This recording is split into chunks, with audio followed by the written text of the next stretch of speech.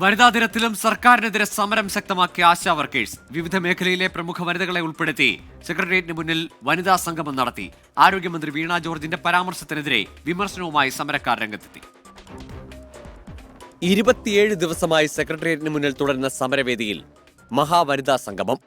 സംവിധായിക പരോമിത വോറ വനിതാ സംഗമം ഉദ്ഘാടനം ചെയ്തു. സ്ത്രീകളുടെ നേതൃത്വത്തിൽ നടക്കുന്ന സമരങ്ങളെ അധികാരികൾ അടിച്ചമർത്തുന്നുവെന്ന് വനിതാ ദിനത്തിലും വിമർശനം. യഥാർത്ഥ സമരക്കാരുമായി ചർച്ച നടത്താമെന്ന ആരോഗ്യമന്ത്രി വീണ ജോർജിന്റെ പ്രസ്താവനയ്ക്കെതിരെയും പ്രതിഷേധമുയർന്നു. ഇത് യഥാർത്ഥ ആശമാരല്ല എന്നാണ് മന്ത്രി പറയുന്നത്. പക്ഷേ മന്ത്രി ഇവിടെ ഒന്നൊന്നും നോക്കുന്നില്ലല്ലോ, നോക്കാതെയാണ് അഭിപ്രായങ്ങളൊക്കെ പറഞ്ഞു. സമരക്കാരുടെ ആവശ്യങ്ങൾ പരിശോധിക്കുമെന്ന് കേന്ദ്ര ആരോഗ്യമന്ത്രി JP നഡ്ഡ വ്യക്തമാക്കി.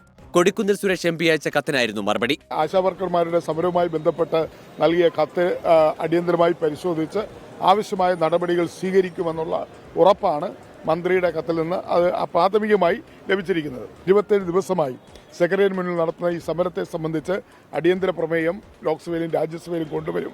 ഈ സമരം ഒത്തുതീർപ്പാക്കാൻ സംസ്ഥാന ഗവൺമെന്റ് കാണിക്കുന്ന കുറ്റകരമായ അനാസ്ഥ ലോക്സഭയിലും രാജ്യസഭയിലും ഞങ്ങൾ ഉന്നയിക്കും. അതേസമയം വിഷയം പാർലമെന്റ് സമ്മേളനത്തിൽ ഉന്നയിക്കാനാണ് പ്രതിപക്ഷ MP മാരുടെ നീക്കം.